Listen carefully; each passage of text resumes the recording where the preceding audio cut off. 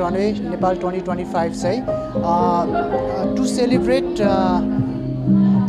Limb loss and limb difference awareness भनेर हो main चाहिँ, किनभने April is a month to celebrate limb loss र लिम्ब डिफरेन्सेस अवेरनेस मन्थ भन्छ अप्रिललाई। सो यही महिनालाई हामीले टार्गेट गरेर चाहिँ अहिले यो रनवे इभेन्ट कार्यक्रम चाहिँ हामीले सञ्चालन गरेको र यो स्पेसल्ली फेसन रनवे नै किन भन्दाखेरि चाहिँ अलिकति अलिकति नयाँ,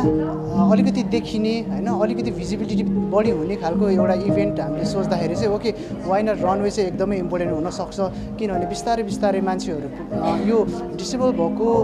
साथीभाइहरू पनि यो मिडियामा अलिकति होइन